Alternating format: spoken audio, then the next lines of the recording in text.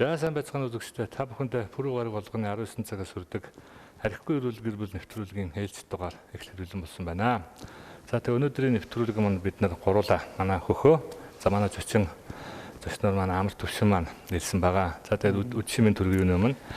За бид өнөөдөр бол нөгөө өнөөдөр чинь нэг хүүхдийг зодод шийдэхийн эсрэг дэлхийн өдөр. Тийм зодод шийдэхийн эсрэг дэлхийн өдөр. Яасан хэцүүгээр хэлдэг тийм. За тэгээд энэ өдөртөө дэлхийн өдөртөө холбогдуулаад бид нар хүүхдийн хүмүүжил эцэгхийн эерэг нөлөө гэдэг сэдвээр ярилцах болно. За нэвтрүүлгийн уламжлалсаар өдрийг хэрхэн өнгөрүүлсэн талаар үзэгчтэйгээ хаваалцдаг. За охин маань өдөр юу гэж амжилт вэ?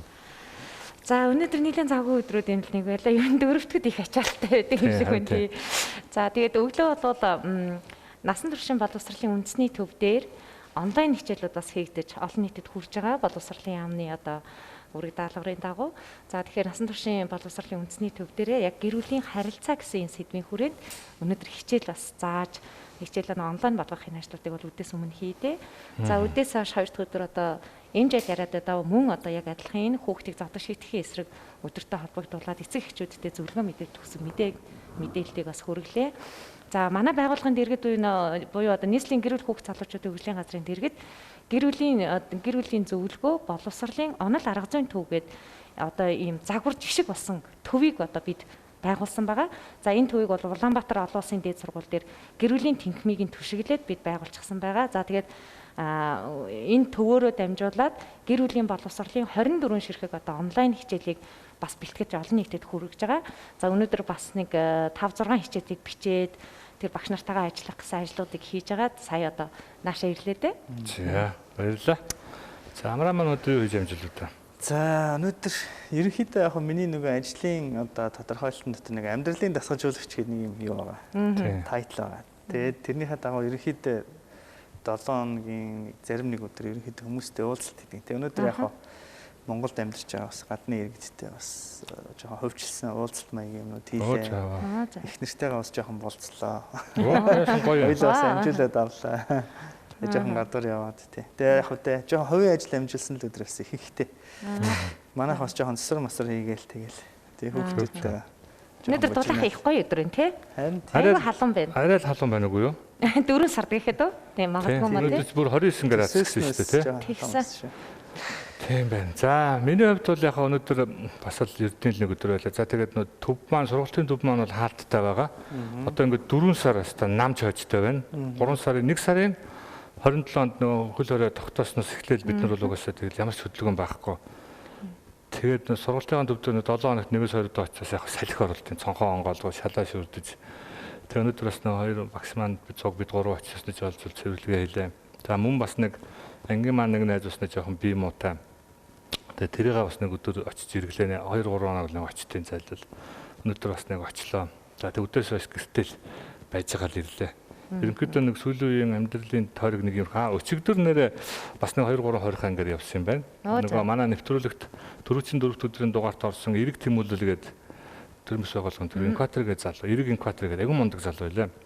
Инкватор маань нийслэлийн гэр бүл хөгжлийн газартай хамтраад 10,000 маскын аян эхлүүлчихсэн явж байгаа юм байна. Юу гэхэд эрэг маск гэж дээрээс баймаар байна.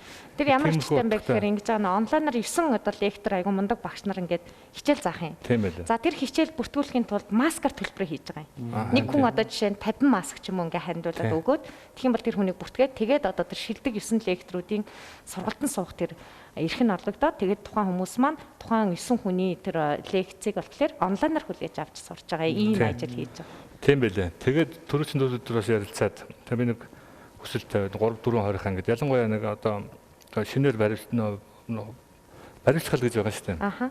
Тийм. Бас гэр бүлийн хүчис хэлэл агсны зогтуу тавьсан, зогтоогоор тээврийн одоо хэрэгсэл унсан барьсан гэж тиймэрхүү хүмүүс зөрчил ногдвол тэгээд 7-оос 30 хоногийн тийм 2 анги дээр нэг нь баян зүрхтэй нэг нь нэмэгтэйстэй хорих анги ажиллаж байдаг. За мөн дээрээс нь 407 дугаар хорих анги албаа гэснээр одоо өдрийн оройн ээлж бид нар бол яг өмнө хэлгээд нэг эмзэг хэвчтэй шинэ ачаалттай ажиллаж байгаа байхгүй. Тэр хэдэн хүмүүс нэг 500 маск тараагүй яв. Гэтэ нэг 20 цэртэй учраас дотгош нь орохгүй ангийнх нь албаа гэж удирдлагуудад нөхцөө гараад ирсэн. Нэг тийм ажил бол өчтөр өнөөдөр 2 хийлээ. За ерөнхийдөө бидний хувьд бол товчхондоо. За өнөөдрийнхөө сэдв рүү эхлээд оръё. Нөө хүүхдийг зодохгүй л яахгүй лээ. Зодож шийтгэхгүй. Тийм. Би энэ үгийг л өглөөнөөс хойш бодоод байгаа байхгүй. Зодож шийтгэхгүй гэхлээр эсвэл хүүхдийг яаж шийтгэх юм бас нэг өөр агуулга цаана яваад байгаа юм болоо гэж бодоод. За тэгэхээр энэ мэдээж одоо монголчуудын хувьд бидний хувьд бол бид одоо багадаа нэг сайхан гөвүүлчгэд хөл хөнгөрөөл чих онгоогоол нүд сэргээл ингээд нэг балцад арилцсан одоо аашаа тий. Миний үеийнхэн бол бүгдөө л тэгдэг байсан шүү дээ. Нэг сайхан хар гүбрээр хоёр ороолгоцоход хөнгөрөөл яваад өгдөгсөн гэл. Тэгээ бид нар ч юм бол өөрсдөө тэрийг аюугаа ярьж байгаа ш. Тэгсний буруу гэж одоо ерөөсөө алгаа гэл. Одоо бол ингэж бол ерөөсөө болохгүй болсон шиг байна. Тийм ээ, ялангуяа хүүхдийг бол зодод занчиж одоо биед нь тэгж одоо хүч хэрэглэж хүмүүжүүлнэ гэдэг бол дэлхийн бүх улс оронд бүр хаагцсан юм шиг байна. Тэгэхээр цөмөрөө энэ сэдвээр ярилцээд хөө. За тэр яг энэ сэдвийн хүрээнд амраа маань эхлээд юу гэж бодож байна. Мэдээж хөхөө бол энэ талаар ярих мэх байгаа. Тий, бид нар сүүлийн нэг 10 жил ерөнхийдөө яг нөгөө манлайл буюу удирдлага байгууллагын одоо хэсэг бүлэг хүмүүсийг удирч байгаа хүмүүс эсвэл компани корпорацийн төвшөнд хүмүүсийг яаж удирдах уу? Хөвний хөгжлөгийг ингээд зааж явахдаа бид нар 3 юмыг үргэлж одоо ойлгож мэдэрч байгаа байхгүй. Ер нь хүүхэд ч вэ, насанд хүрсэн хүн ч удирдахын тулд нэг 3 хүч хэрэгжилж байгаа байхгүй. Нэг нь дарангуулаа удирдах арга байна. Энэ бол одоо хүч хэрхийлж штэ тий. Гэхдээ дарангуул болохоор өөрөө хэлбэртэй байд юм л та. Албан тушаал, ажлын байр тэгэл одоо хүч хэрэглэх эсвэл мэдхгүй тий. Янз янзын дарангуулах арга байна. Энэ бас нэг арга байна. Нөгөөх нь болохоор сайн дарангуул гэж нэг юм дарангуул. Энэ болохоор ингээд нөгөө хариуцлага өгөхгүйгээр ингээд хажуудаа ингээл байлгаад тахаар цаг хугацаа алддаг. Тэгээ энэ бас дарангуулд орд юм л. Жишээд одоо хүүхд хүмүүжүүлэх төр бол хитрхийг эрхлүүлэх, дураар нь байлгах. Тэнгүүт энэ нөгөө хүүхд өөрөө ухаан суухгүй, туршлага суухгүй, хэрсүүчгүй байгаа учраас энэ бас дарангуулын хэлбэртэй орд юм. Тийм үү. Тэглээгээд энэ рүү ингээд алдагдаж унаагаад ингэх юм бол бас асуудал болно. Тэгэхээр дунд нь бас нэг арга байна тий. Тэгээ удирдлагын хичээл дээр болох энийг бид cutting edge буюу торгон ирмгийн удирдах ухаан гэдэг. Яг тэр ийшээ шалтрахгүй яг тэр тэгэхээр энэ аливаа юм дотор чи одоо эн чинь нөгөө дэлхийн нийт чи өөрөө хүний эрх хэрэгжүүлээ айгу үнц нэмэгдэж байгаа учраас угаасаа хүүхдүүдтэй ихнэрээ ч тий хүчрхийлж өдөж болохгүй доор ажиллаж байгаа хүмүүсийг ч бас ингэж болохгүй бас хитрхи сайн байна гэд ийшээ бол бас дарангуулын хэлбэр рүү орчих тийм байна. Тэгээ бид нар яг сүүлийн 10 хэдэн жил яг энэ сэдвтэй чи ингээл зууралдаал заагаал сургаал дээр нь өөрөө 6 хүүхэдтэй тэгэл миний хувьд бол одоо өдөр болгоно л итгэвтэй байдаг сэдв шүү дээ. Ажил дээр ч амьдрал дээр ч одоо энийг бол баг хэлж явах юм байна шүү дээ. Зөндөл. За Монгол улсын тухайтад бол яг ийм учиртай л да. Хүүхдийг зодож шийтгэхгүй байх нь. Зодож байна гэдэг нь одоо тэр бие махбодын хүчирхийлэл шүү дээ. За ингэж байгаа шийтгэлийн нэг хэлбэр болчиход байгаа байхгүй юу? За ингээд бүх одоо хууль тогтоомжтой тэр тусмаа одоо сая 2016 онд батлагдаж гарсан хүүхдийн эрхийн тухай хууль, хүүхэд хамгааллын тухай хууль гэсэн 2 том багц хуулиндаа бол хүүхдийг бүхий л орчинд зодож шийтгэхийг хориглосон байгаа. За хүүхэд тэгвэл ямар орчинд байдаг вэ гэхээр эхний ээлжинд гэр бүлийн орчинд байна. Сургуулийн орчин байна. За тэгээд нийгмийн орчин байна тий. За сэтгүүл зүй одоо олон нийтийн орчин гэдэргээд хүүхэд хаана л байна, ямар харилцаанд орж байна тэр бүх орчнуудад нь хүүхдтэй зөв бус харьцах тэр тусмаа бүр зодож шийтгэхийг хориглосон байгаа байхгүй юу. Тэгээ ингэж одоо тэгэхээр Монгол улсад бол эрх зүйн орчин бол бүрдчихсэн. За засгийн газрын хэрэгжүүлэгч хамт гэр бүл хүүхд залуучуудын хөгжлийн газрын дэргэд бол 108 моц ажиллаж байна. Тийшээ шууд дуудлага мэдээллийг авч байна. Ямар нэгэн байдлаар бие махбодын болон бусад төрлийн хүчирхийлэлд өртсөн хүүхдүүдийн бол шууд дуудлага өгөө тэнд одоо үйлчилгээг үзүүлж байна. Ингээд явж байна. За бид бол ингэж чадсанараа Аазтай уул нь бол 2 дахь улс болсон юм байгаа шүү дээ. Бүх одоо хууль эрх зүйн орчиндөө хүүхдээ зодож шийтгэхийг хориглочихсон 2 дахь улс. Тэгэхээр эрх зүйн орчинд бол нэгдүгээр нь ямар улс гэдгээс та судлаагүй. Бид 2 дахь улс орчлол гэдэг хэдээсэн юм. Юу хэлээ за санахаараа хэлээ. Солонгос юу эрх зүйн орчиндөө тэгж оруулаагүй байгаа. Тий. Солонгос, Япон энэ төр бол өндөр хөгжилтэй орнууд бас оруулаагүй байгаа шүү дээ. Солонгос одоо л нэг яригдж гин гэж юу байжсэн. За тэгээд ийм байдаг. Тэгэхээр эрх зүйн орчин одоо сайн байна уу гэвэл сайн байгаа даа. За гэтэл амьдрал дээр яагаад энэ хэрэгжихгүй байгаа юм те? Хүмүүс өнөөдөр ингээл нөгөө зодож шийтгэдэг хэвээрэл байгаад байна гэд. Тэгэхээр энийг одоо эрдэмтэн судлаачид яг энэ мэрэгжлийн нийгмийн ажлууд хүүхдийн байгууллагын ажлууд юу гэж хэлдэг вэ гэхээр ерөөсөө л уламжлалт нөгөө хандлага ерөөсөө өөрчлөгдөхгүй байгаа талбартай. Сайн насаах хэлж штэ. Биднээсээ насны үед одоо юу гэдэг нэг алгадвал нэг зодвол тоосоо хөвгөлвөл хямар сэргээл ингээл явцдаг байсан л гээд тэр л ойлголтоор биднээс хүүхдээ хүмүүжүүлээд байгаа байхгүй юу. Гэтэл эн чинь зөв зүгээр яжсна хой насаа чи хүүхдээ зодож шийтгэж болохгүй шүү гэдэг асуудал бас биш байхгүй. Эн чинь шинжлэх ухааны судалгаатай, нотлогоотой тий тэрэн дээр үндэслээд хүү ер нь болохгүй юм бэ шүү. Хүн гэдэг хүнийг за тэгвэл ийм асуулт байна л да. эцэг эхчүүд хүүхдээ ямар хүн болоосаа гэж хүсдэг юм. Мэдээж айгүй сайхан боловсралтай, айгүй сайхан зөв шударга, тийм ээ.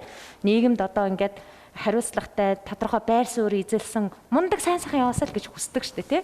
За гэтэл ээж аавд өөрсдөө ийм хүүхдийг хүсдэг мөртлөө яадаг вэ гэхээр ийм хүүхэд бүтээхээс өмнө хүүхэд ахуй насанд нь тэр тусмаа зодож шийтгэснээр тархины хөгжилд нь тархины эд эс нь бүр ингээд тасардаг гэдэг байгаа байхгүй юу? Нөгөө хөгжиж штэ хүүхэд чинь тий ингээд тэгж хөгжиж явах явцдаа тархины хөгжлийнхоо тэр явцад нөгөө эд эсүүдийн холбоосууд нь тасардаг гэж байгаа байхгүй юу? За ингээд тасардаг гэдгийг нотлоод гаргаад ирчихсэн. За нэг тал. За нөгөө талаас сэтгэл зүйн аюул том одоо шаарах тий янз янзын одоо сэв юу гэдэг биднүүсийн хувьд бол сэтгэл зүйн эрүүл мэндийн байдалд аюул хор уршигтай байдаг.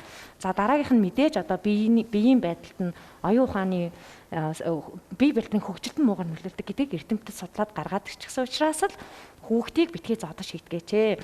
Та хэрвээ сайн сайхан хүн болгоё гэж хүсэж байгаа бол хүүхдээ битгий зодож шийдгээ. Тэгэх юм бол таны нөгөө хүсэж байгаа тэр сайн сайхан магадгүй ирээдүйдээ хүүхчин сайн сайхан амьдрах тэр суур нь бүрднэ л гэж үздэг. Тэгэхээр нэвтрүүлгийн маань нэр болохоор яг хүүхдийг зодож шийдэхээс илүү эцэгхийн эрэг хандлага. Би бол яг юм бүхэн хоёр талтай л да. Би одоо өөрөө 3 хүүхэдтэй. Гэхдээ би нэг тэгж одоо та бүхний одоо ярьдаг шиг тийм одоо сайн бол бас биш байж магадгүй. Миний зүйл зүрхэн дотор байдаг гэхээр хүүхдээ би хожим буруу зүйл хийхгүй тулд өнөөдөр алдаа болгоно нь би засах ёстой. Гэхдээ засахдаа яаж засах ёстой гэхээр заримдаа алдаа гаргадаг, бүх хэлээр муухай харилдаг, заримдаа гар хүрээ тавьдаг. Гэхдээ айгүй одоо давтамж их бага л да. Би бол одоо хүү маань охин маань ямар нэгэн алдааг 3 удаа давтвал дөрөвдөөр нэг гар хүрдэг ч юм уу, загиндаг ч юм уу тий. Сэтгэлийн одоо нэг тухайн одоо хэрэг мэрэгчтэй хайшаач юм даа. Тухайн асуудлыг нь хөнгөн тий. Манай хүүхдүүдийн хамгийн том алддаг алдаа нь хүүхд учраас гин томоогоо. Тойл мөл хагална.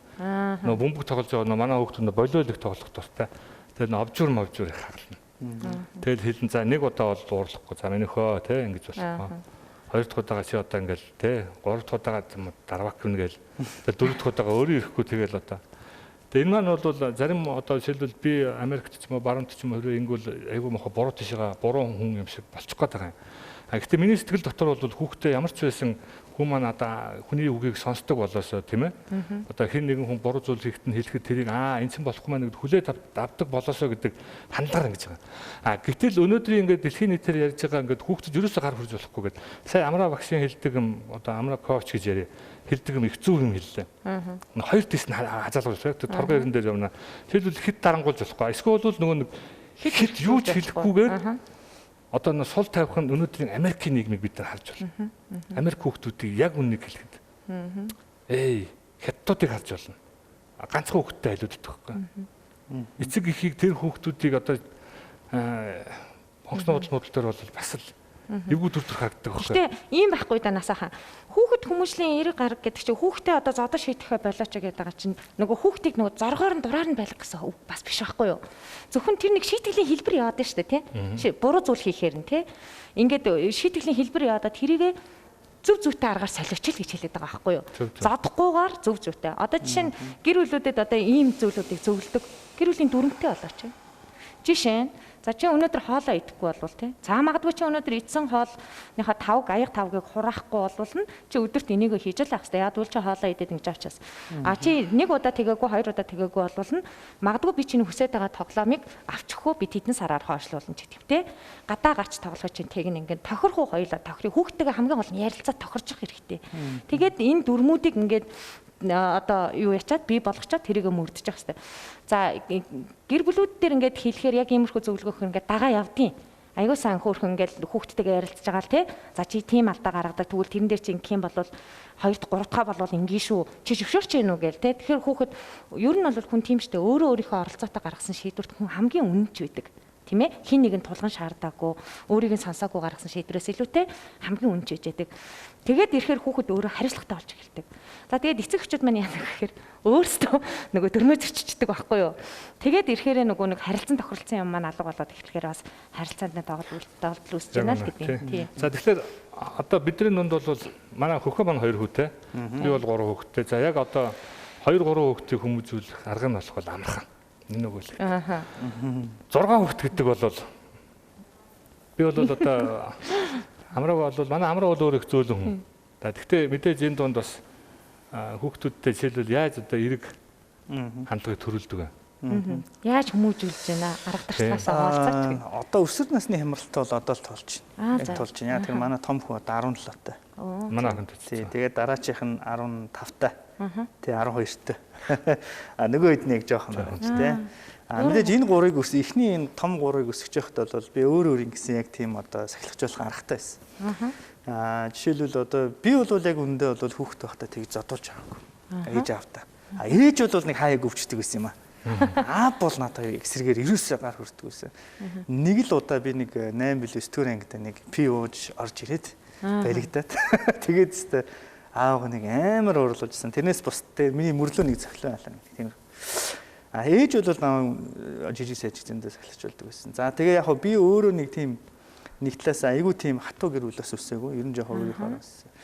Тэгээ энэ хүүхдүүдээ өсгөж байхдаа жишээлбэл манай эмээ намайг баг байхдаа нэг юм саваагаар айлгадаг гэсэн байхгүй. Одоо тэр үеийн хичүүл нэг юм яг энэ гэрийнх нэг энтлийн яг тэр галтгооны дээд нэг юм саваа байдаг гэсэн тийм. Саваа гэхээр лухаа алчдаг гэсэн.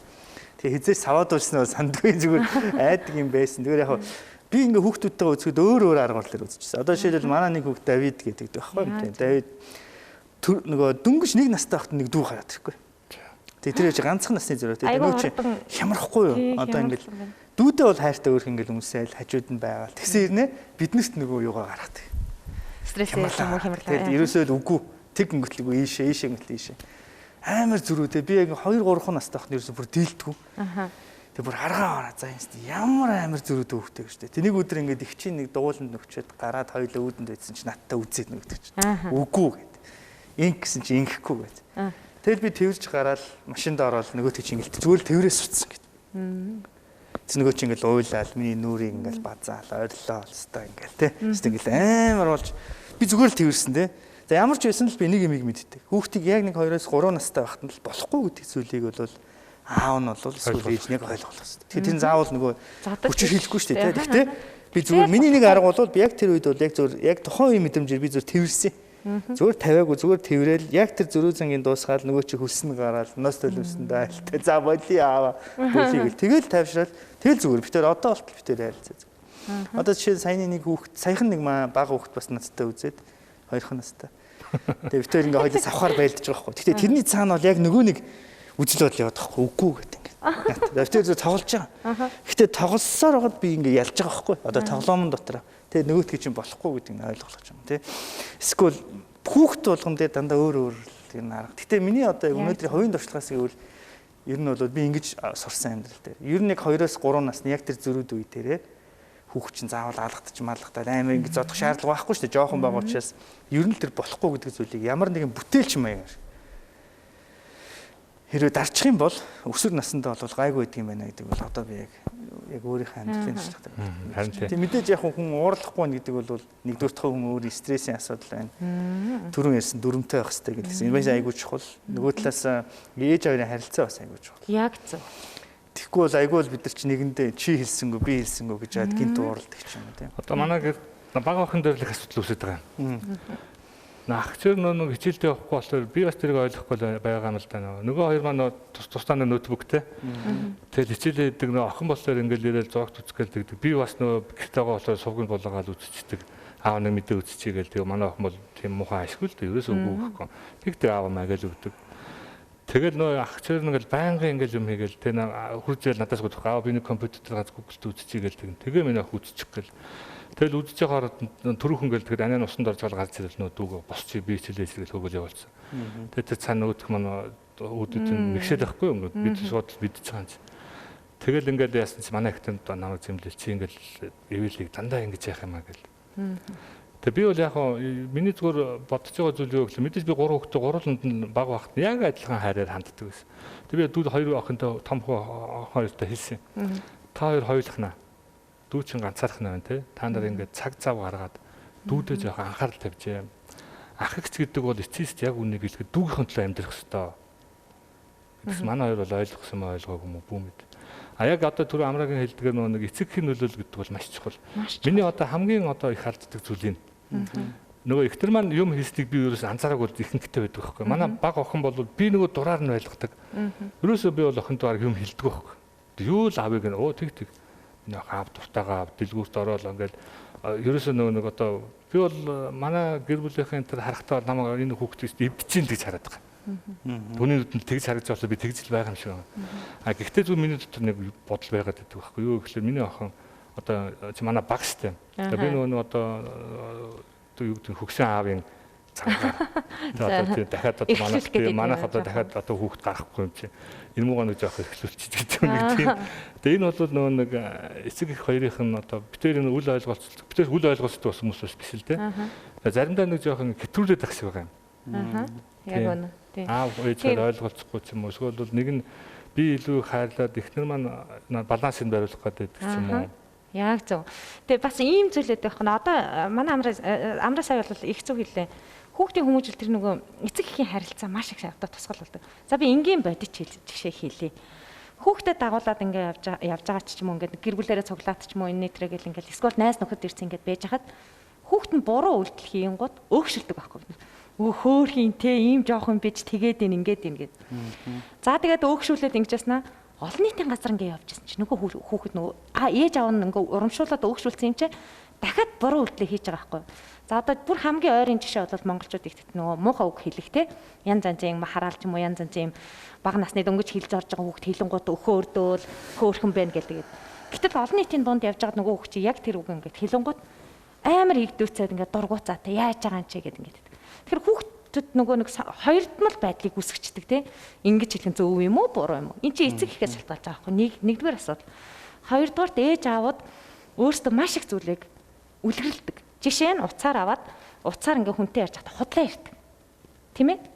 За амьдрал дээр жижиг сажиг худлаа ярих зүйл байдаг. Амьдралын тэр нөхцөл мэдхгүй те тухайн юунаас шалтгаалаад.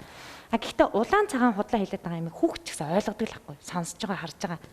За тэгээд өөрөө баха үлгэрч үлгэрлчээд хүүхд нь худлаа ярингууд яах нь вэ? Задаж шийдгээд байдаг. Чи яхаар худлаа ярьж байгаа. Тийм. Гой гой сургаалдаг. Гэтэл тэр хүүхд чи хинээс сурж байгаа юм? Өөрөөс нь л сурж байгаа шүү дээ. За тэгээ хүн муулдаг.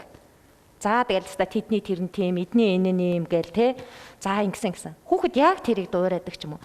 Тэгэнгүүт дараа найзтайгаа нэг зөрчилдөөн гараад ингээд ч юм уу ингээд ирэхээр нөгөөт нь бас суурин тэндээс л явж идэг. Нэг хүүхдээ муулаад ч юм уу хоёлаа ингээд муудсан сайтсан болдог.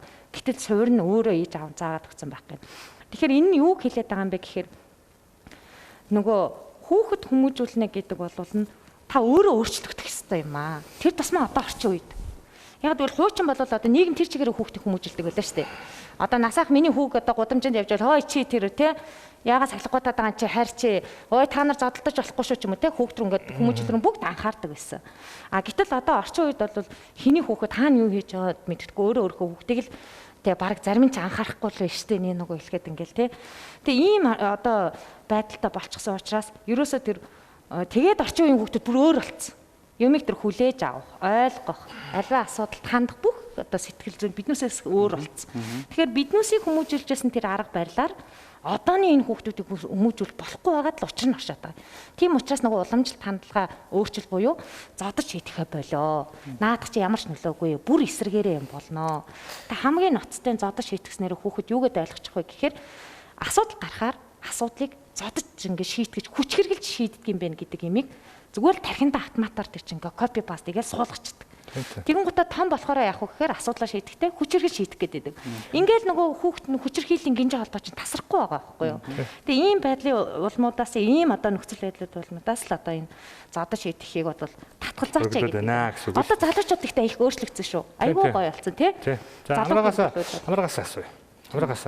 За өсвөр насны 17 өдрөөр нь яаж харьцаж байна? Би өөрөө 17 охинтой байхгүй. Охинтойгоо л ерөөсөө харьцаж. Хоёроос их юм гарах нь тэгээ. Ерөөсөө дуурдаг надтай. Ээжтэйгээ дум дуурдаг. Тэгэл айгуу татдаг шээ. Өрөөндөө компьютераар үзэл, уцаа үзэл байж байгаа. Чи одоо жишээлбэл хүүтэйгээ танаа хүүхд хэр вэ? Манай хүүхд ч одоо бас л яг л ер нь ойролцоо. Ер нь бол маш их жоохон дотгошоо, нээлттэй биш болдог.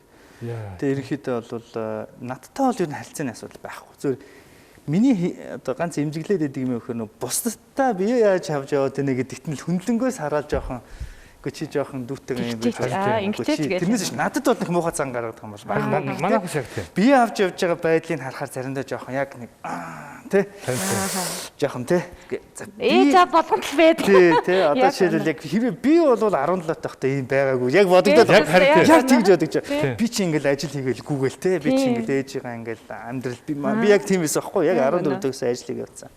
Гэтэл яг миний хүүд яг тийм амьдралын дарамт ирээгүй болохоор хараахан өнөөдрийг хүртэл магадгүй бидний сурсан зүйлээ гаргаж ирэх нөгөө нөхцөл нь байхгүй шүү дээ. Ямар ч дарамт байхгүй шүү дээ. Тэг чи одоо яг үндэ бол хүлээлттэй өндрөл байдаг тийм. За ингэчээсээ тэгчээсээ. Юу надад бол нөх уурлаа амар юм байхгүй. Гэхдээ заримдаа ингээд дүүдтэйгээ харьцаж байгаа ч юм уу те. Одоо шилдэг те. Тэр нь тэгж штэ чи дүүгээ ингэсэн гэнэ. Тэр шиг иймэрхүү юм дээр жоохон сэтгэл заримдаа нэг жоохон те. Миний яг хүлээлт хүрэхгүй те. Яг ингэ хүрэхгүй те. Битээ саяхан бас нэг удаа жоохон одоо үзлүүлийн зурцлал гарсан. Маа хүүтэй. Тэгсэн чинь мань хүн ингэ жоох ууралсан. Ээжтэй шүү дээ. Одоо тэгтээ уурлаад ямар ч нөгөө одоо та тэгдэг үстэй гэдэг нэг юм гарч ирэхгүй байхгүй. Тэгээ би энд юунд баярлсан гэхээр би сүүлийн 14 жил би арх хуваагүй. Өө зөө. Би тамхи татаагүй. Би ер нь тэдний өмнө ер нь тийм муу л үр дөлөөс үзүүлээгүй. Тэгээ энэний бас нэг давуу тал нь сайн харагдсан. Яг би дөрөв нүнд үл ойлцол гарсан. Гэтэл яг үндэ мань хүн гэж битүүрийг буруутгах гэсэн чинь буруутгах юм байхгүй. За хүлэн зөвшөөрье гэж баг. За тийм одоо яг зөрчил гарч шүү дээ. Одоо тэгээ би бол одоо 17-тай байж үтсэн. Гэхдээ л энэ үеийн залуучуудын нийтлэг одоо танаа охин ч юм уу те энэ хүүхдүүд. Одоо тэгээд би хизээч хүүхдэд зөвлөгөө өгдөг байж байгаа. Би чи ерөнхийдөө нөө коуч шүү дээ тийм хүмүүс зөвлөгөө өгж байгаа. Тэгээ сүүлийн би 15 6-тай 3 4 хүүхдүүд болсон байна. За. Тэгэхэд би нөгөө бас суралцж штэ тий. Одоо манай хүү бол хизээч надад яг тэр миний үйлчлүүлэгчийг надад ээж ингэж ийн гэж ярихгүй байна. Тэгсэн чинь миний үйлчлүүлэгч нөгөө 15 настай охин надад ярьж байгаа. Ээж буруу юм ярьдгүй маа. Манай ээж дандаа л зөв юм ярьд. Тэгтэл ээжийг хэлэхээр хиймэргүй санагддаг гэдэг байхгүй. Яг тэгдэг. Чи яагаад тэгж мэдгүй ээж нь юу хэлдэг гэсэн ээж гэрээ цэвэрл ном он шичээлээ сайн хийн одоо сайн хүн бол ийм л хэлдэг дүүгээ хай. Би тэр чи хийн штэ гэж байна. Тэнгүүт яг ингээл хийх гэж яхад л урдаас ингээд тэнгүүт хиймэргүй санагдаж. Тэгээ би ээжтэй ингээд тэр хоёр одоо би бол бас суралцж штэ нэг талаасаа би зөвлөж чинь би бол онл байна гэвч надад 17 та хүн байна. Би бас 17 та хүүхдүүдтэй ингээд ажиллаж яхад нэг олж харсан зүйл нь бидний гаргадаг алдаа. Одоо би түр ярьсан шүү дээ. Жишээлбэл одоо хүн удирдахч байхын тулд албан тушаалаар хүчрхийлж чадах болсон. Яг энэ чинь нийгмийн үнэт зүйл нь өөрчлөгдсөн байхгүй. 90 оны өмнө чинь нийгмийн үнэт зүйл өөр байсан. Тэр үед социалист өмчийг нүдний цэцгийн мэт хайрлах гэж өөрөөр хэлсэн тийм. Одоо бол тийм байхгүй шүү дээ. Одоо бол үр хүүхэд гэр бүлийнхээ төлөө. Тэгэхээр ч одоо хүний үнц нь өсчихөөр бид тэр үнийг хүчрхийлж болохгүй. Хит их эрхлүүлэлт бас болохгүй. Тэгэхээр бидэрт юу хэрэгтэй гэхээр одоо бидэрт яг тийм ухаан хэрэгтэй. Тэгэхээр бидний нийтлэг алдаа юу гэдэг гэхээр миний нийтлэг алдаа юу байсан гэхээр нөгөө хүүхдгээ ботхоор өмчгээд ботчихдээ. Миний л хүүхд. Миний гэдэг тодорхойлт нь намайг нөгөө өөрийгөө илүү одоо дайчлахад жоохон саад болдог. Жишээлбэл одоо эхнэрийнхээ өмнө ч гэсэн би миний эхнэрийгээ ботчоор л тий одоо ингэж байх хэрэгтэй юм шиг тий.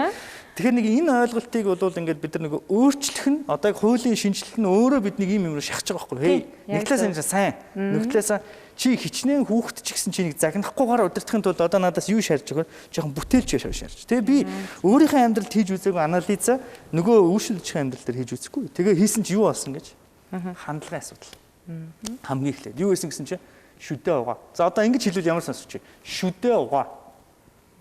Даалгавраа хий. Тийм, айгуу тийм нэг. Одоо та хоёр тийм даалгавар хийчих юм шиг мэдвч төрж байна уу? Үгүй шүү дээ. Бүр ингэж гүчүүд ямар санагдаж шүү дээ. Хийцүүс санагдчихлаа. Орой орж ирсэн тий. Энэ буруу гүшээ уус тий. Уул нь зөв юм байна. Одоо шийдвэл нөхөр нь асууж ин эхнэрээсээ. Чи жоох эртэрж болдгүй мө тий. Шууд хэрүүл. Энэ буруу гүшээстэй. Чи оройтцоо тий. Би асууж байна. Тэгэд би анализыг үзсэн чи ээжийн хүүхэнд буруу юм байхгүй байхгүй. Ингээд ухраагаад төгөлтэйгээ үзсэн чи ээжийнх нь хандлага нь өөрчлөгдсөн. Одоо яг л хосуудын хооронд асуудал тэр байна. Хайраа эртэрж болохгүй нөө гэх юм бол арай өөр сонсож бас тий 5 жилийн дараа эртэрж болохгүй нөө харж бас тий үг нь өөрчлөгдөөгүй кейс нь өөрчлөгдөөгүй зөвхөн миний хандлага өөрчлөгдсөн. Гэтэл тэр охин лөө найзууд нь яриад гараад ирээ. Хэдүүлээ жоохон орцсон юм арай. Аав нь болохгүй гэж нууцаар гараа авчиж байгаа. Одоо бүгдээрээ харъя. Гэр бүлийн харилцаа, хүүхдийн харилцаан дотор бид нэг өөрсдөө эцэг эхчүүд бид нар өөрсдөө зөв юм ярьж байгаа зүгээ ботцсон. Гэтэл үндэ нэг микробианы онол гэдэг байгаа. Үг бол 7% нөлөөлдөг. Дуу хоолойны 38% нөлөөлдөг. Биеийн илэрхийлэл юм шиг. 55%. Амар том тийм. Тэгэхээр чинь зөв үг хэлэх чинь өсрэл 7% нь л жоохон мэдрэмжлж байгаа. Миний хүү ухаантай хүн болох хэрэгтэй шүү. Би нэг жишээ ярьж байл. Нэг аав хоёр ярьж байна. Миний хүү эр хүн гэдэг хэлсэндээ имэйлтэмээр гэдэг бол харьяасантай байдаг. Миний хүү энийг л ойлгох. Дин дон хаалгад орсон чинь миний хүү хараад хэн бэ гэж хүүхдээ харсан. Амраах ба гэж чи байхгүй гэлж. Тий. Тэгээ ирсэн. За хоёулаа ярьж л тий эр хүн хэлсэндээ имэйл. Тэгэхээр саяны аавсаа нэг хоёр юм заагаад өгчлөө шүү дээ. Тий. Яриагаараа нэг ухаантай юм ярьж чинь үйл хөдлөлөөрөө шал өөр юм үзүүлж чинь тийм. Тэгээ ингээд үзэхээр хүн нөгөө хүүхдэд зөв юм хэлэх нь хангалтгүй байт юм. За одоо нөгөө миний хөө даалгавраа хийж гинэ. Чи даалгавраа хийж гинэ үү? Энэ хоёроор асар том ялгаатай. Тэгэл баг багаар хүүхдүүд нөө мэдрэмжээ дагаад бидрээс холдоод идэв. Тэгэд би авч явж байгаа. Одоо шилбэл би маш олон хосууд зөвлөгөө өгч ирсэн. Яагаад чи мэдгүй гэртээ орж ирэхээр л нэг сэтгэл юм сонир болчихдээ. Тэгээ ингээд орж ид би нэг яаж мэдсэн гэсэн бид нар 7 жилийн өмнө хүүхдийнхээ төсөөдрийн имшлийг үзчихэ. Манай эхнэр битэр. Манай хүүхдээ зөөргөн жижигхэн байсан. Тэгсэн чинь манай эхнэр битэр цаана 7 жилийн өмнө өмсчээс хувцастайгаа явж байгаа хөө. Ингээд яг нөгөө цамц нөгөө өмддөг. Нөгөө та төсөөлөд үзтээ. Би 7 жилийн өмнө гэртээ өмсчээс хувцастайгаа одоо байж байгаа хөө ингээд. Тэгээ миний эхнэр оюун ухааны төвшин надад хайртай. Гэвч миний бие авч явж байгаа байдлыг харахаар ямар мэдрэмж төрөх вэ? Ойлгож байна. Нөгөө талаас дуу хоолойны өнгө. Чи хүүхдүүдтэйгээ жоохон цаг гаргал да. Чи гэртээ жоохон эрт иржээл да. Тэнгүүт гэрт орж ирэнгүүт нэг тийм ойлгож байна тийм. Тэгэд яг үндэ биднийг уурлуулад байгаа юм би өөрлөгөө л харах хэрэгтэй байна гэж хэлэх гээд байна л дээ. Ер нь бол тийм. Тэгээ ер нь бол бид нар гинтл уураа барьж чадхаа байлаа хүүхдээ алгаддаг ч юм уу асуудал үүсэж штэ. Санал нэг байна. Харилцаа бол ерөөсөө аль ч хүмүүс төр тэгдэг шүү дээ. Ер нь бол харилцаа гэдэг бол хамгийн number 1 бол юунаас эхэлдэг гэхээр дууны тембрээс буюу дууны тэр одоо илэрхийлж байгаа байдлаас эхэлдэг л гэдэг. Тэг гэр бүлийн хосоодод хүртэл яг тэгж хэлдэг байхгүй юу. Тэгэхээр хүүхдтэр ч гэсэн яг ялгаагүй л дээ. Тэгэхээр бас яг хуу ингэж эрдэмтэн судлаачид бас ийм зөвлөгөө өгдөг. Одоо бид бас ингээл хүүхэд хүмүүжлийн эерэг арга гэж яриад байна шүү дээ. Тэгэнгүүт бас ингээ яаж хүмүүжүүлэх юм бэ? Тэгээд түрүүн бид ганц нэг одоо арга туршлагыг хуваалцлаа. За бас одоо яг хүүхдтэй харилцааг эрдэмтэн судлаач юу хэлээд байдаг вэ гэхээр тухайн хүүхдийн одоо нас бие сэтгэхүйн онцлогтод тохируулж харьцаач гэдгийг одоо хэлээд байдаг. Жишээ нь 4 настай хүүхдтэй 17 настай хүүхдтэй харьцаж байгаа юм шиг харьцаад иж болохгүй үстэй тийм ээ. Эсвэл бол нь 17 настай хүүхдтэй 3 настай хүүхдтэй харьцаж байгаа юм шиг харьцаад иж болохгүй. Тэгэхээр одоо бол нь эцэг их байна гэдэг бол маш их одоо боловсрал. Тэр боловсралыг би одоо юу гэдгийг академик төвчний боловсралыг ерөөсөө яриаггүй. Амьдралын боловсрал. Айгүй чухал байна. Өргөн талын мэдлэг боловсрал чухал байна. Эмэгтэй хүний онцлог ялгааг мэддэг байх. Тэр хүүхдийн те ямар насандаа яадгийн ийдгийн би хүүхдтэй болох гэж байгаа бол ядад тэр талаар уншдаг судалдаг мэддэг байх. Наад зах нь энэ бол зөвхөн хүүхдийн хүмүүжил энэ дээр биш. Бас нийгэмдэр маш олон харилцаан дээр харагддаг байхгүй юу? Зүгээр л одоо жишээ нь энэ аягыг бүтээх гэж байгаа болвол нь энэ аягийнхаа талаарх тэр мэдлэг мэдээ судалгааг хийхдээ өөрөө жоохон сонирхох ингэх юм байхгүй. Тэгчээд юу хэлээд юм гэхээр би энэ аягыг бүтээмээр байна. Гэт ингээ бухимдаад байдаг ч юм уу. Тийм. Зөв. За түрүүнийхээ яриаг үргэлжлүүлээ. Одоо 17 настай хүүхдтэйгээ яаж харьцуулж өгөх гэж бодож байна. Сая бол яг тэр нөгөө өөрийнхөө кейсээр дамжуулаад хүүхэн үзэл бодлыг нэг жоохон ойлгох тийшээ явуулж шүү дээ. Одоо жишээлбэл энэ дээр цөмөр одоо яаж хүүхдэд эерэг нөлөө үзүүлэх 17 настай гэдэг бол өөрийн гэсэн баг үзэл бодол төлөвшсөн үйл шүү дээ. Би хүн болоо тийм. Би бол өөрийнхөө 17 насыг бодглохлоор миний хүүхдүүд бол аягүй гоё байгаа юм. Би чи 17 наснда бол бидний 17 нас гэдэг бол яг үнэхээр аимшигын үе байхгүй. Өстой яг одоо энэ зах зээл гэл ажиллаж болдохгүй, амьдралж болдохгүй тэгэл нэг үлгэд бол би гэртээ хоол иддэг байсан яг үнэ хэлгээд. Өөрөө доороо 5 дүүтэй хүн бол дандаа гадуур найзынхаараа. Одоо манай төмөр замын цагдаа найзуу сайн бид тэдний л хоол иддэг. Гэртээ хоол иддэг. Тийм сонир хүнд үе байсан. Тэр үед бол манай аав ээж нар бол яг үнэ бид нартай ажиллах арга барилаа ерөөсөө олоогүй. Байхгүйсэн яг үнэ одоо. Тэгэхээр тэр өмнөх одоо ээж аавын хүмүүжлийг бас буруутгаад байна. Манай ээж бол ерөөсөө тэгж би бол ерөөсөө ээжтэй зодуулж үзэг. Ерөөсөө. Манай хөгшөөж бол зодхон үтэл намайг дараа твтчихдэг. Хорон цагдаа магдаа орж ийл танаа хөгцсөн хүмүүс мэн гэхлээр намайг гадаад аваад яваарай гэх. Тэгээд нөгөө манай хорон цагдаа Батлэр гэдэг нэг ус хэлсэн. Кэнэ та энэ хүүхдтэйгээ яаж байгаа юм бэ гэдэг. Тэгэл настаа өгсөж яаж чадах гараалаа. Миний 17 настай. Одоо зүгээр 17 настай хүүхд тэр үеийг шиг хазж болохгүй шүү дээ. Сошиалыг яаж зах одоо зүгээр үйл бодлоо явуулж чадах вэ? Яаж одоо тэр харилцаагаа 13 настай юм шиг байлгахгүй. Одоо сая хөхөөлд 3 настай хүүхд тайзсан хайцж болохгүй л те. Энд дээр зөвхөн яг төгс биш ч гэсэн зөвхөн бас бодлоо үзэх хэрэгтэй байна. Ер нь бол яг нөгөө би өөрийнхөө амьдрал дээр анализ хийж үзсэн байхгүй. Тэгээ яа тэгэхээр би маш олон хүмүүстэй ажиллаж байгаа болохоор хүмүүсээс бас сураа явж штэ ажилласаа те. Тэгээ ерөнхийдөө бол хүний бас яг тийм эмзэг яг тийм одоо физикли яг өсөж байгаа ухаарч байгаа энэ үеүүдийг бол түр унаасаа ярьсан шүү дээ. Энийг бол яг би ингээс ярьчих. Энэ дээр хүүхдийн хүмүүжлэг хэдэн чухал наснуудыг олж үзсэн. Тэрний юу гэсэн гэхээр шилжилтийн үед. За жишээл эхний шилжилт 5-7 насны дээр байд юм байна. Цэцэрлэгийн наснаас сургууль руу орохдоо хүүхд яг үнэндээ тэр чинь өөрөө одоо хувь хүн өөрөө маш том тэмцэл, маш том сэтгэл зүйн юм хямралд явж идэг юм. За энэ үед нь бас бид нар тэднийг яг зөв чиглүүлж өгөх хэрэгтэй байдаг юм. Эсвгөөс бага ангидаа нэг бол доошоо нэг бол дээшээ сураа явчихдаг. Дараачийн нас нь ер нь англиар 13 гэдэг чинь teenage буюу 13-аас эхлээд өсвөр нас гэд нэрлээд ш. Teen төгсгөлөөр ихээр 14-5 ер нь монголчууд ер нь хүүхдүүдийг өсвөр наснд ирчлээ гэдэг. Яг үнэндээ 10 нас өнгөрөөл буюу 12-оос 14 насны хооронд аль хэдийн процесс эхэлж. Тэгэхээр энэ хүүхдийг хямрахт нь хамт алхах нөхцөл байдлыг ойлгож явахгүй бол хөлөөлтийн зүрхнээс болоод бид шокнд ороод уурлаад байгаа байхгүй. Юу вэ гэл гинт юм. Гэтэл 14 настай хүүхд гинт шокнд ороод идүүлээ ашиггүй байхгүй. Одоо ч тэгэл яг бандсандаа айгуул алгадж унахаагаал тий. Буруутчих шүү дээ. Үүсвэл айгуул тэг. Нөгөөх нь ойрлоо авсаад ирж шүү дээ. Тэгэхээр энэ өөрчлөлт чинь 10-аас 12 наснаас эхэлчихэж байгаа шүү гэдгийг яг манай үзэгчд бас ойлгох хэрэгтэй. Дараачийн хямрал буюу одоо манай хүүгийн нүүрэлдэж байгаа хямралын эхний шинж тэмдэг. Одоо би яг одоо тэрэн дээр ирэх гэж байна. Одоо 19-с 21 нас. Энэ үедээ бол хүүхдүүд залуучууд яг нэг юм бие даасан байдлыг маш их хүсдэг.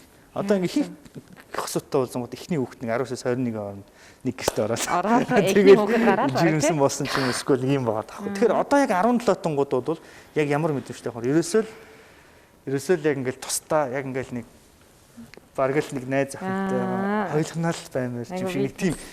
Тэг яг нэг тийм одоо залуучтай ярьж жоохон эмордог тий. Зөв нэг жоохон зүгээр байж яснаа л нэг юм уйтах хэрэгтэй юм шиг тий нэг юм жоохон. Тэг би гинт сая хэдхэн хоногийн өмнө өөрийнхөө 17 насыг саналаа. Яг нэг тийм сонио үе байсан байхгүй. Зүгээр л хөгжим сонсоол ингээл. Тий биднэрт бол хөгжмөл байсан. Зүгээр л уйтгарлмаарч юм шиг тий нэг сонин нэг тийм. 17-наас яг тийг санджлаа. Харанбыг сонсоод тий. Эмороод явсан. Жоохон яг нэг тийм үе байна. Тэгээд би бодсон би ер нь сүүлийн 5 жил 4-5 жил ер нь том хүүтэйгээ ер нь их ойрхон харилцааг байна. Яг одоо ингэ бодож байна. Тэгээ би өмнө нь яадаг байсан гэхээр дугаан айлд аваа авчдаг гэсэн.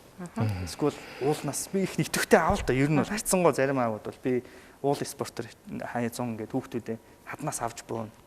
Экстрим спортоор хичээлнэ. Заваар аялын, дуугаар явна. Тэр үед л одоо бодоод хахад миний хамгийн нөгөө сэтгэлээ ингэж нээжсэн. Тэгэхээр одоо ер нь бол 17 тонгуудтай би юу гэж бодож байхаар одоо яг нэг тийм цаг гаргаж л ажиллахгүй бол. Нэгсэндээ яг нэг төвшөнд ирээд жоохон хойлохнаа. Тэгээ одоо бодож ил одоо нэг жоохон энэ жил яг хүүтэйгээ нэг жоохон илүү цаг гаргах. Тийм. Хүүхд тахтан зүүн дээр гаргасан. Гэтэл яг одоо би ингээ өөрийнхөө дурсамж санахад би бага байсны дурсамж барыг санахгүй байна.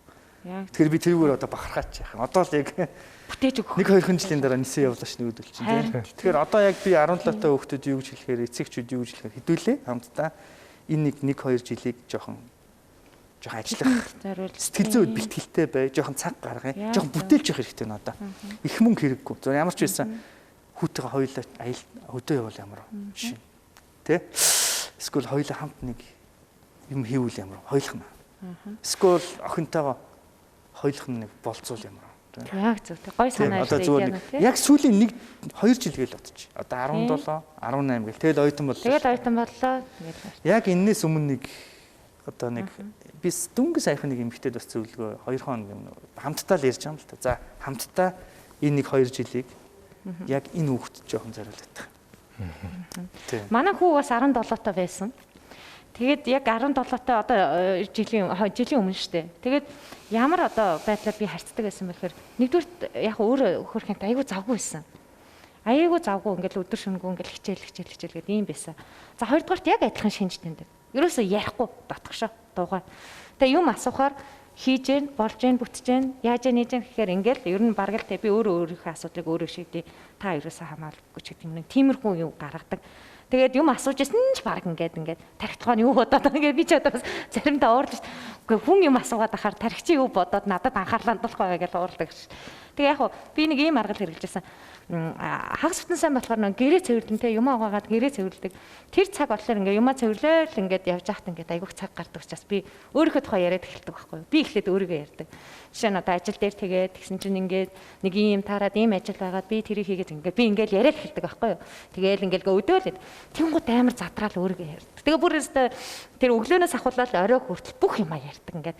Тэр тэгсэн чинь ингээд багш тэгсэн чинь ингээд яг 17 наснда ингээд юм шиг нэ гэж би анзаарсан шүү дээ. Манай хүүхдийн хувьд бол тий энэ чи танаа хүүхэд ондоо шүү дээ.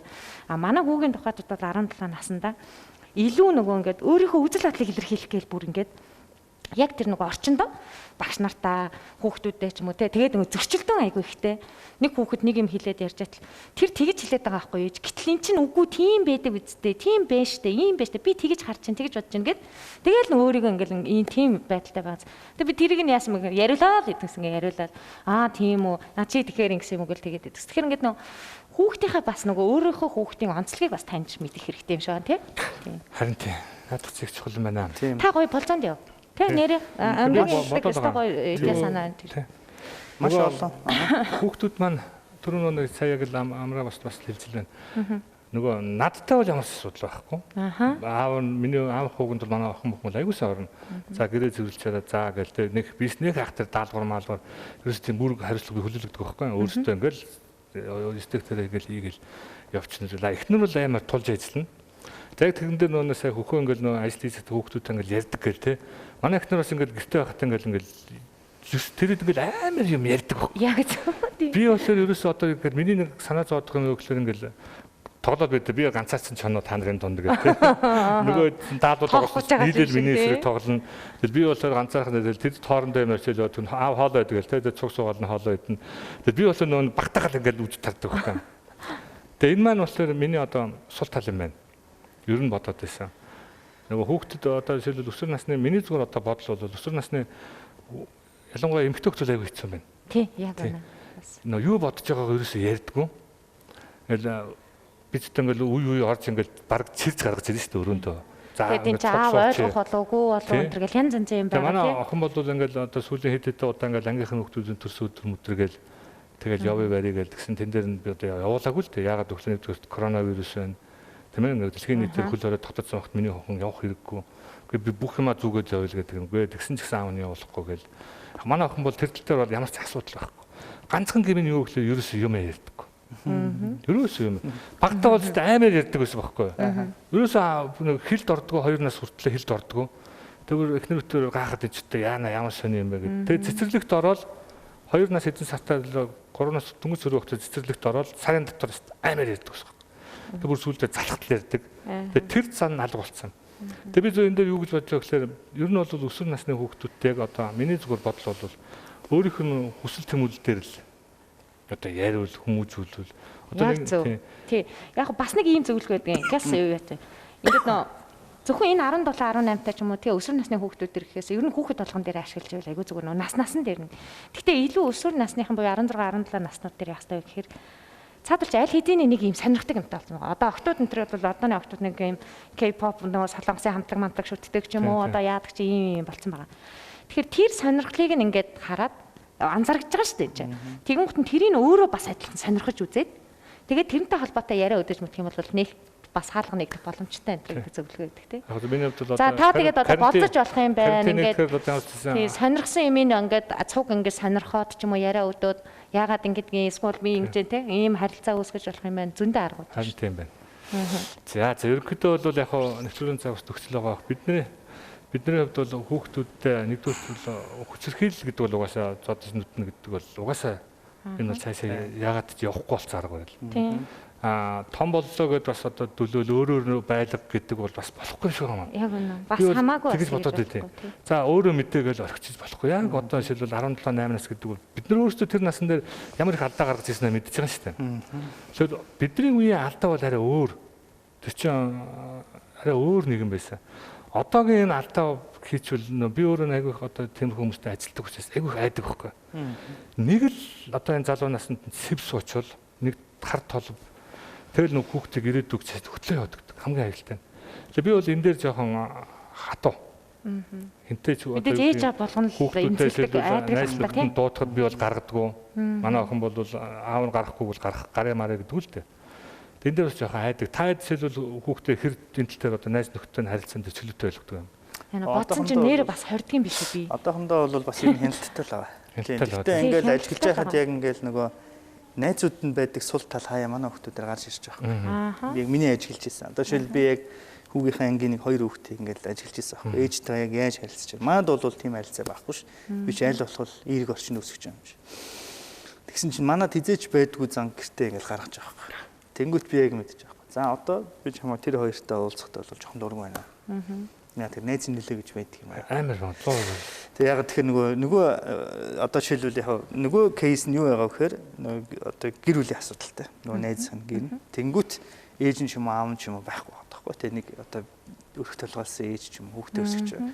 А тэнгүүт даваад сул тал нь юу гарч иж байгаа. Нөгөө хүүхдийн сэтгэл зүйн хоосон орон зайг нөхөхийн тулд одоо нөгөө карманы мөнгө их өгдөг. Харин тийм ээ тэр алдаа тийм. Тэгээ нөгөө хүүхэд нь яг тийм банк мөнгөтэй юм. Тэнгүүт одоо би бол хүүхдүүдэд тийм хангалттай карманы мөнгө төрүүлэхгүй шүү дээ. Яг ингээд хэрэгцээтэй үед л өгвөл. Гэтэл нөгөөдөг чинь нөгөө юунд татагдчих шүү дээ. Одоо тийм илүү жоохон мөнгөтэй тийм хэрэгцээ ингээ явж байгаа. Нөгөө хүүхдийг би ингээд судлаад үзэхээр сэтгэл зүйн үед эмгэг гэх нь хаашаа зөв яг тийм зөв бус нөхцөл байдал дотор өсөж байгаа хүүхэд байгаа. Тэр хүүхдийн нөлөө манай хүүхдэд гарч ирдэг. Тэгэхээр чи энийг бол хяналтандаа ингээд хянжил байхгүй, ажиглжил байхгүй бол болохгүй ч. Энээс ч хүнд те уруудах. Тэгээд одоо хамгийн сайн жишээ бол одоо тэгэл эхнэр ээж хоёр л яг мэдээлэл сайн солилцож явах хэрэгтэй юм байна. Тэгээд заримдаа энэ одоо гэр бүлийн хүчирхийллийн хамгийн том үндэс нь нөгөө эхнэр нөхөрийн хоорондоо ойлголцоогүй байжгаад хилэнгүүт ээж нь хүүгээ өмөрдөг ч юм уу, аав нь хүүгээ өмөрдөг ч юм. Тэнгүүт уурал хитрхийг нөгөө хяналтаа алдаад ууралдаг ч юм. Тэр мэдээлэл эхнэр нөхөр хоорондоо аягүй хуваалцах. Айгүй зөв харилцаа. Иймэрхүү юмнуудыг ингээд. Тэгээ заримдаа яг нөгөө гэр бүлт чинь нөгөө good guy, bad guy гэж заримдаа тохиролцож бас нөгөө хүүхдүүдийг сахилгачулж болдог их. Одоо шил заримдаа бол би нэг хийхтэй нөгөө good guy-д нь тоглолдог л да. Байш. Өмөрдөг татна. Тэгтээ шууд ээжээс нь өмөрөхгүй. Яг дараа нь жоохон тайвшруулдаг ч юм уу. Манай хүн бол ер нь жоохон ширүүн байхгүй. Шууд л хэлчихнэ. Тэгэхээр яг иймэрхүү зүйл дээр ингээд ажиллаж ийсэн. Тэгээ ер нь бол би миний хувьд бол саяны асуулт нь би бол маш анхааралтай одоо оролцож хичээж байгаа. Дайл болох одоо хүүхдүүдтэй жоохон ярихыг л хичээж байна. Жишээлбэл тэр айгүй чухал шүү. Жишээлбэл одоо ингээд нөгөө эрхлийн талаар, сексийн талаар. Тэгэл ингээд 17 нас гэдэг бол бүр ярих хэвээр нас байхгүй тэр. Тэгээд асуудлын талаар. Тий хүүхдтэйгээ яагаад холдоод байгаа заримдаа анзаарсан чинь би бас том хүдэ ингээд хүрхээ болчих. Би яг сүүлийн өөрийнхөө мэдрэмжийг бас миний мэдрэмж. Хүрхээ болчих. Нэгсэндээ нөгөө чи ингээд биеийн том болохоос дотор нь ингээд хүүхдтэй байгаа. Надад болохоор тэр нэг том зоолоог чи ингээд тэрхээр ингээд сонин санагдаад байхгүй. Эвгүй тийм биш үү? Ерөөсөө тийм. Эсвэл охиноо ч юм уу. Охиноо бол одоо манай охин ч 12 тавчаас гайг бас тэгээд. Тэгээд нэг 15 6 ороод ирэнгүүт нэг сонин санагдаад надаас өндөр тэгээд ингээд нэг эвгүй санагдаад. Тэгээд ер нь жоохон харилцаа хөндийсэн юм мэдэрч. Тэгээд саяхан ингээд нурууг нь ингээд илээл. Жоохон бие мэй нөрс нөгөө ч бүр ингээл зөөлрөл. Эхлээд байгаа байхгүй юу? Тэг ингээл бас жоохон энэ контакт буюу энэ одоо биеийн одоо хүрэлцэн энэ бас их чухал байд юм лээ. Энэ нь жоохон бид нар цаг л гаргахгүй бол банк шаардсараад нөөдөлж ядарч гараад суу. Одоо чи том болсон юм чи одоо чи тийм юм чи ингээд яа. Чи жоохон дүг инг ээжтэй ин гэл ахалсан. Одоо чи чадна шүү дээ. Би хүүгээ ингээд нөө тэрхээ болцсон юм байл та бас. Тэнгүүт нөгөө чинь бас жоохон зөрүүд болдог ч юм уу тийм. Тиймэрхүү юмнууд бол анзаарч байна тий. Айлах шүү. За ерөнхийдөө нэвтрүүлгийн цаг өндөрлж байна.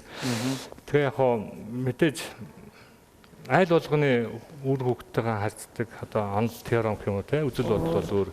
Гэхдээ бид нар эцэг их хүн гэдэг бол эцэг ямар ч тохиолдолд үр хөвгтийн төлөө л амьдэрдэг.